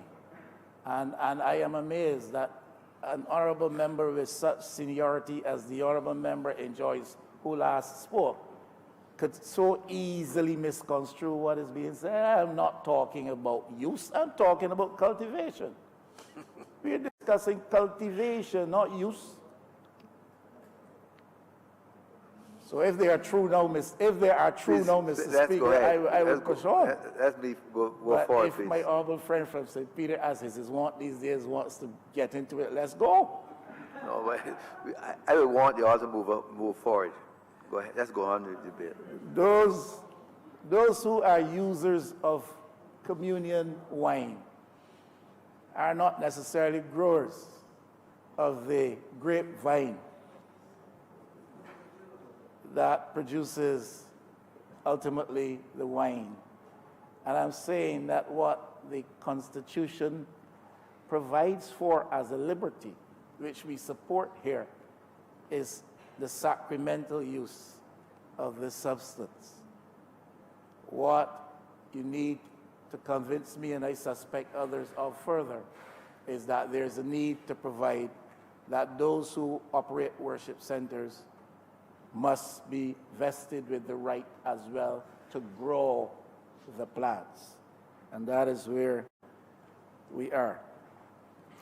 Mr. Speaker, I would hope that the Honourable Member for St. Joseph, the Attorney General, when he speaks, would also clarify for me, because you know how it is with me, I'm a little short on capacity to understand easily. But at Section 6 speaks to the matter of the exempt event permit. And 6.1 says a person in charge of a place of worship granted a permit in accordance with Section 4.3 may make an application for an exempt event permit in the form set out at Form 3 in the first schedule to observe an occasion of worship or fellowship at a public place. And that is away from the worship center, normal worship center. Number 2, a person whose application is approved by the minister shall be granted an exempt event permit in the form set out at Form 4 in the first schedule. At 3, a permit granted under subsection 2 shall only be valid for the date specified therein. I have no problems up until that point. But then we get into 4. A permit granted under subsection 2 shall give permission for persons attending the exempt event to A, use cannabis in the public place being used for the event, B, transport no more than 12 grams of cannabis to the public place being used for the event, C, supply or give cannabis for sacramental purposes. My concern is what specifically is being permitted here and provided for. Is it that everybody, every congregant, every individual attending this exempt event being held in a public space is going to be able to carry 12 grams?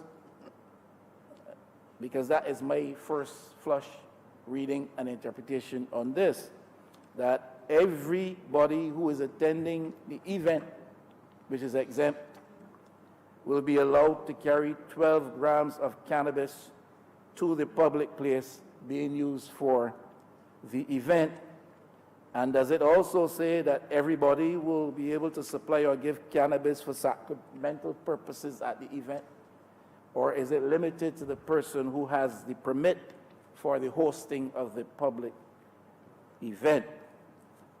And public events are allowed to individuals and groups because of the constitutional rights and freedoms, but there are also restrictions which are applied in the interest of the wider public, even with respect to those events which are allowed under law and provided for in the Constitution.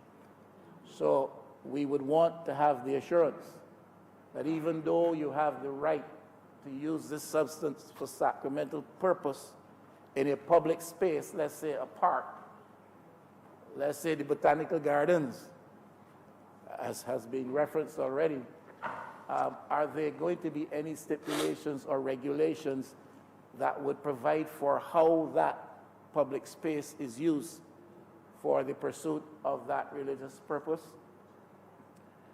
And is it that any individual going to the event will be able to carry 12 grams of cannabis up to, and no more than 12 grams of cannabis? Or is this only for the person who is the leader of the pact and who is managing the event? And in terms of supply and exchange of cannabis, does this apply to everybody or only the person who is the minister or the leader or the person in charge?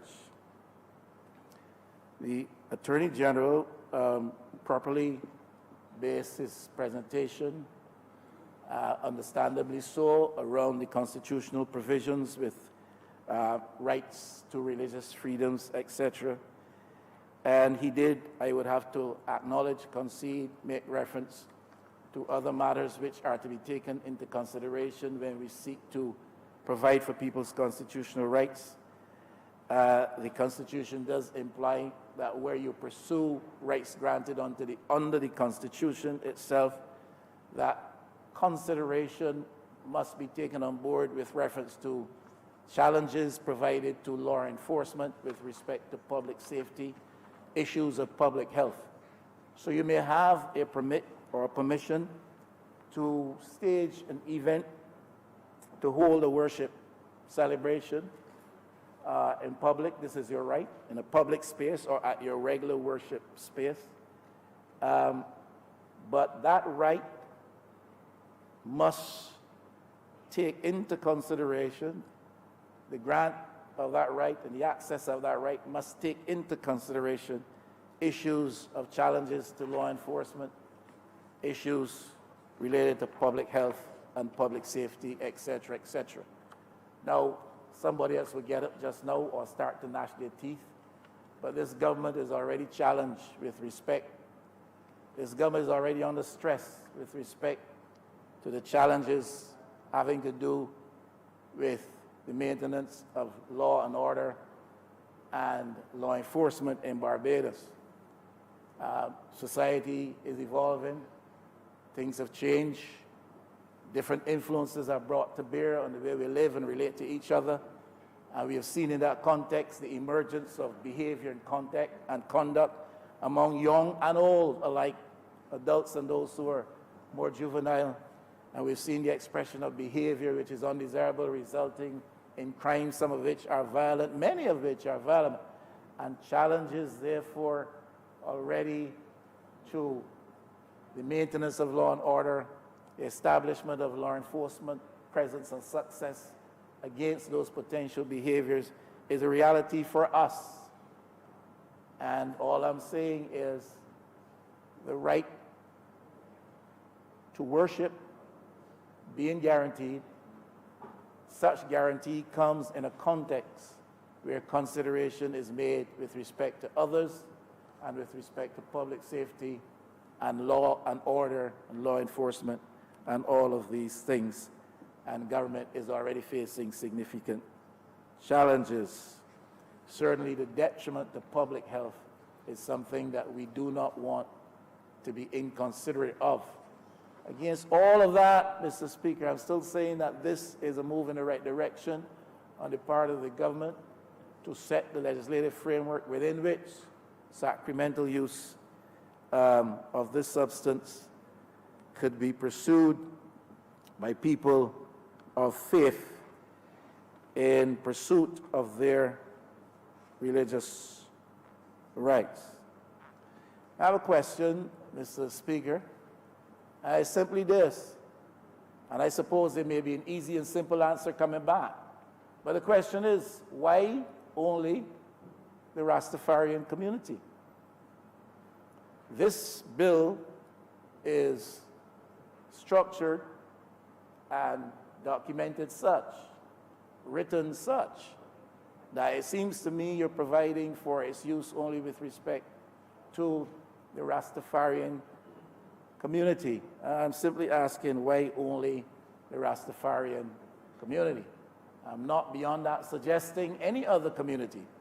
I'm saying why have the bill so styled and titled and written that it speaks with reference only to the Rastafarian community? Maybe a simple answer, maybe that's the only faith community in Barbados that right now is denied its right to practice its religion because of some prohibited substance which they would like to use. I don't know. But you have this here, and it is styled and titled thus, relative to the Rastafarian community. Now, Mr. Speaker, next statement will not be taken well. But that comes with the territory here. There is a view. There is a view. It's been said on that side already today, I think by more than one speaker, that the government has undertaken to provide for a legal platform for cannabis for medicinal use and is now providing for a legislative framework in which the use of it for sacramental purposes becomes approved by Parliament. because ultimately what they want to do is to free up in Barbados the use of marijuana by all, anywhere, anytime, for recreational, religious, medicinal, and any other kind of purpose. Now that has been said by voices over there. I am only repeating what has already been said by voices over there. But I'm also making that statement myself. There is that view. Now, the point I really want to make is that if the government is doing this,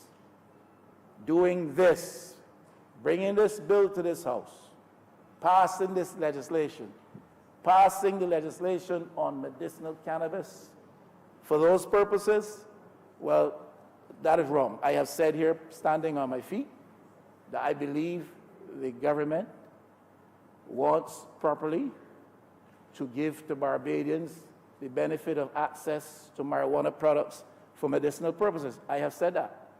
I have accepted that the government wants to bring a referendum in Barbados when it comes to the matter of recreational use. So I accept that. I am saying here today that if I am wrong, as if some people says the government's motivation is to free up in Barbados the atmosphere for the widespread use of marijuana, then we have a problem.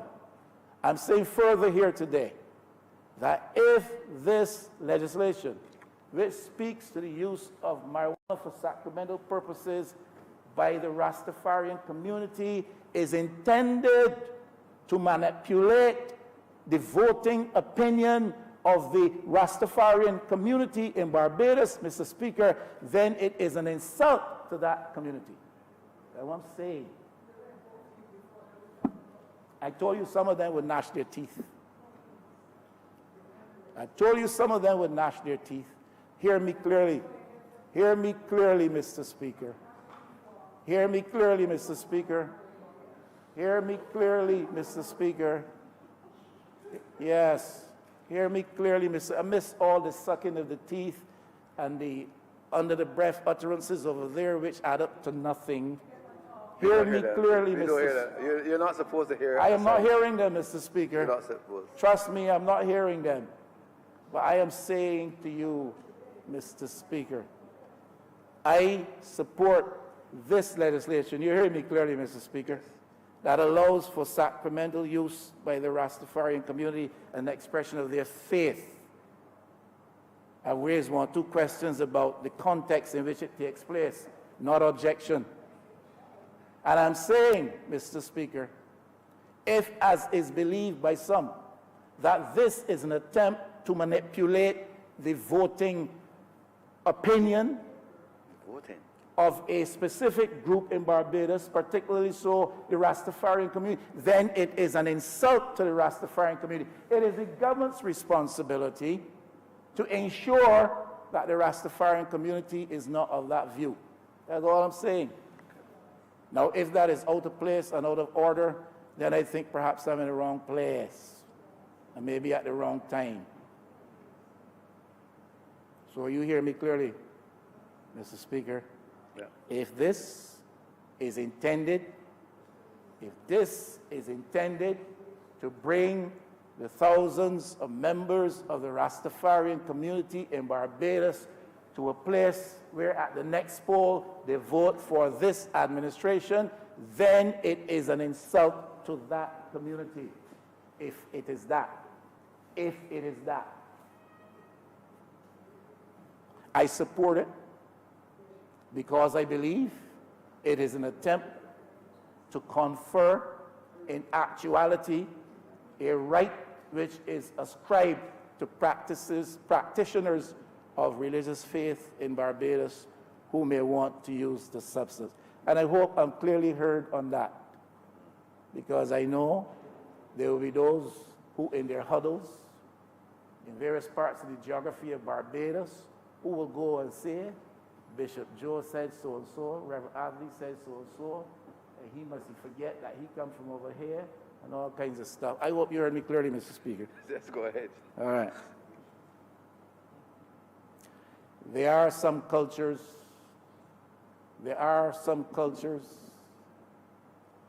in this world, Mr. Speaker. There are some cultures in this world, Mr. Speaker, in which my practice, there are some cultures in this world, Mr. Speaker, in which my practice of faith would render me suppressed and persecuted. There are some places in this world where I could not go and openly practice my faith without the fear of persecution, suppression, victimization, and condemnation in its ultimate terms. There are some places like that in this world. Barbados must never be a place where people are persecuted, victimized, marginalized, or in any other way suppressed because of their religious convictions, their genuine religious convictions. And that is a context in which I would prefer to look at this. I believe any government worth its salt, and particularly so a government constituted of the numbers such as this government is constituted, needs to use a significant mandate during its tenure in office to demarginalize and what I call deperipheralize the groups in Barbados who live on the periphery. We have to deperipheralize them. We have to demarginalize them. Right now they're marginalized and they're peripheralized. This government, considering the numerical mandate that they have, the numbers that they enjoy, must find it part of its priority responsibility to make sure that groups that have to live on the margins of Barbadian society, that have to live on the periphery of the Barbadian economy, who are marginalized or peripheralized politically and democratically, are brought in from the cold. It is in that broad frame that I see this type of legislation. Rastafari is one such community, and they are to be commended and applauded for their achievements, Mr. Speaker, in education, in business, in culture, in law, in government and politics, in medicine especially. And I support anything that takes away that stigma of being part of a marginal context, part of the periphery, while others exist prominently in the middle on platforms of privilege. I see the effort to remove those things as being worthy of support. There are, Mr. Speaker, times when we look in the mirror and what we glimpse of our reflection we do not like and we do not want to embrace. And there are many elements of that which constitute our Rastafari, that mirrors who we are, what we are, where we came from, and tell us what our aspirations ought to be, and reflect what our challenges have been. And a government worth its salt, and with the popular vote of the people, is in a position to address those matters. And I see this legislation in that context and offer my support. Mr. Speaker, I thank you. Thank you. Member for St. Peter. Thank you very much, Mr. Deputy Speaker. I want to add my voice to the support of this bill before this honorable chamber. I promise the House that I will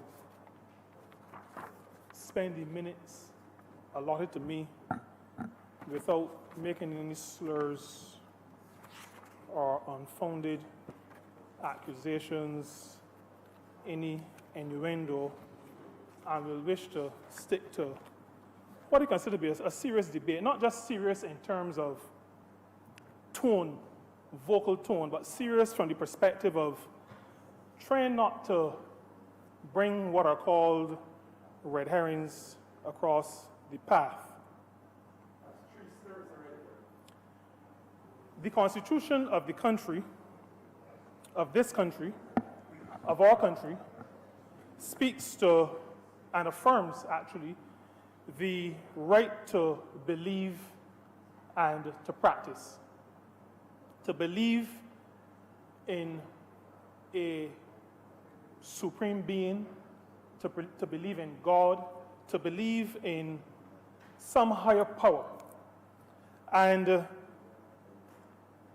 it allows us, all of us, to be able to practice that religion, that belief system, according to the dictates of our consciences, according to the dictates or the mandates of any document that we may use to support the practice and the belief that we espouse. I want to begin by saying that I accept Rastafarianism as a religion. And I speak on that basis. I accept that it is a belief system. They believe in a higher power. I believe, and they will say to me that the one who I see as God, called Jehovah as well in Scripture, that Jah is an abbreviated form of that word, that name, that title, that word that is ascribed to the one I believe in. And I accept that they have and not just an obligation, they have a right, but according to their conscience and their belief, they have an obligation to follow that which they believe. I may just interject here, Mr. Deputy Speaker, that I think everybody knows that I'm a Seventh-day Adventist, and we have a practice of fighting for the rights, and I use the word fighting figuratively, but fighting for the rights of people to be able to hold and practice their beliefs. Right.